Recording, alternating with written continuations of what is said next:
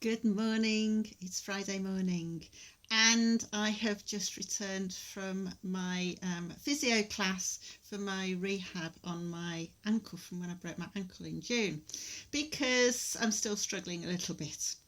And what is interesting, and this is sort of on reflection from walking back from the class, is how one thing can affect another thing. So even though my flexibility in my ankle is within the normal range, it's not normal for me.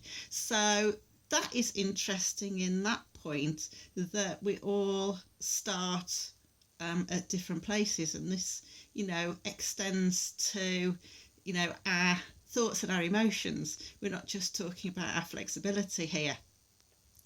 And then from doing the exercises, the lunges, and sort of seeing what was going on in the mirror, it was really obvious what the problem was.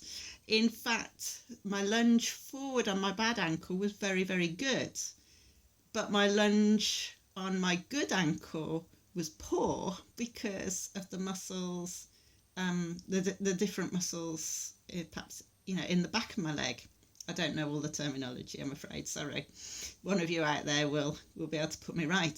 So it just goes to show that how one thing can affect another thing, and until you start reflecting on it and seeing what's going on, do you start to find out the problem and then start to work out what you've got to do. So it's very, very obvious now that the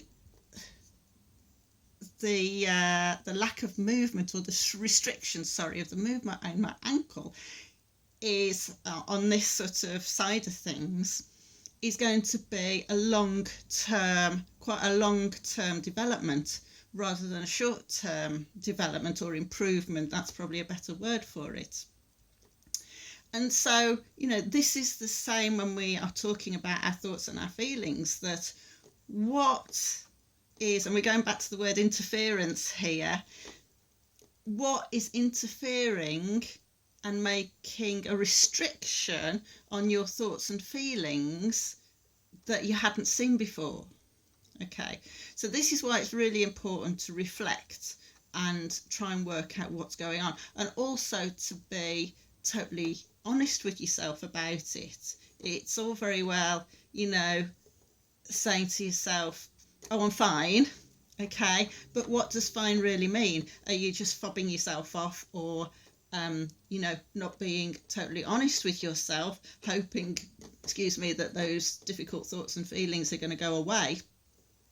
Or are you going to really challenge those?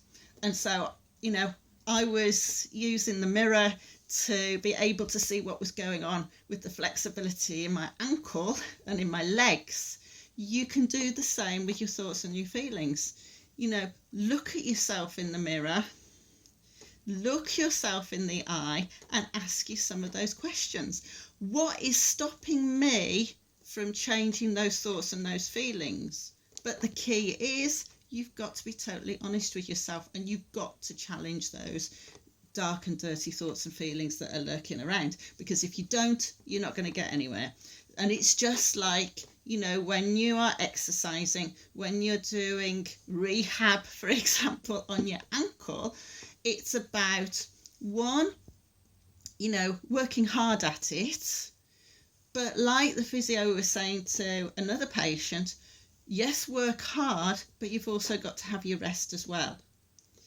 And this is the same with our thoughts and our feelings. When we're struggling with our thoughts and our feelings, we've got to allow ourselves to relax, to be able to decompartmentalize those thoughts and those feelings, so that you can have a little bit of relaxation and a little bit of normality, so you can do other things in your life that are normal for you. All right, healthy normal for you.